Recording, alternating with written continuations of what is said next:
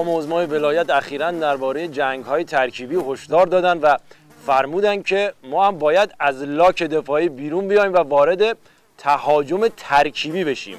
این ترکیبیش خیلی مهمه. امروز بنده به عنوان سرشلتوک سپاه گاوداران اومدم تا از یک موشک ترکیبی نقطه زن دو دل دو دماغ پلموپل ماما نمایی کنم. برای ساخت موشک ترکیبی اول باید سوخت موشک رو بار بذاریم. این قابلمه خودش کاربرد ترکیبی داره. واسه پخت سوخت موشکه. درش هم که قبلا برای کرونایاب مستعان استفاده شده. راستی این یارو کاشف مستعان چی شد؟ این خبری ازش نیست. ها؟ چی؟ صداش در نیارم؟ اوکی باش. بله بیخیال. خب قابلمه رو که گذاشتیم ترکیبی از تخم مرغ، دوتا کافیه، ترکیبی از تخم مرغ و خرما میریزیم توش. حواستون باشه که این خیلی ترکیبش انفجاریه.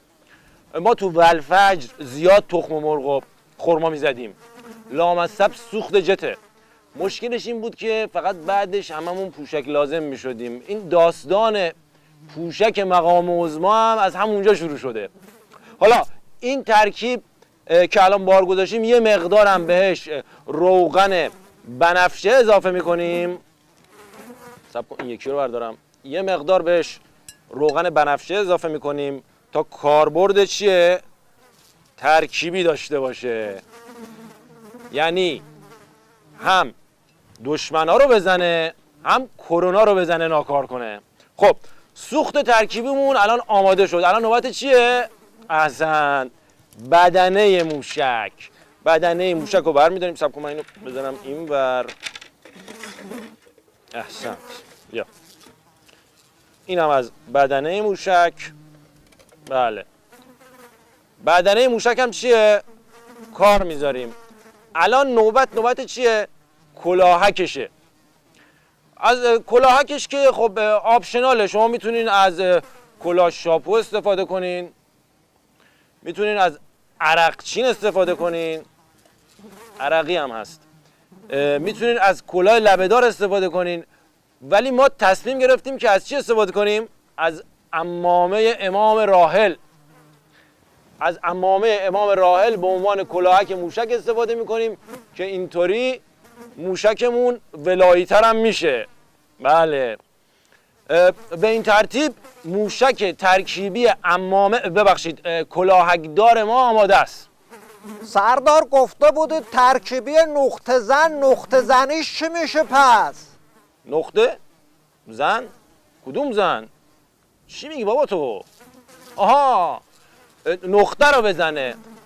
بله والا تا اینجاش دیگه آپشنای موشک خیلی زیاد شده. فکر میکنم اگه بخوایم نقطه زنی رو هم بهش اضافه بکنیم دیگه خیلی سنگین میشه. اما واسه اینکه شما بسیجیای دل شما بسیجیای مشنگ الدنگو نشکنن، در این مرحله موشک کلاهکدارمون رو میذاریم کنار، ترکیبی میذاریم کنار، یه نقطه بر میداریم، میزنیم بهش، شروع میکنیم به زدن. حالا نزن کی بزن، هی میزنیم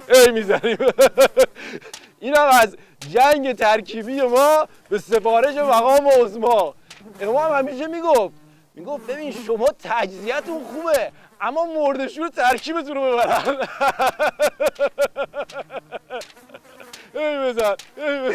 این چرا همچی میکنه؟ بچه ها جمع کنید بریم، دوربین مربی رو جمع کنید بریم، طرف روانی تحریما کشیده به اعصابش. نقطه میزنه، ترکیب داره.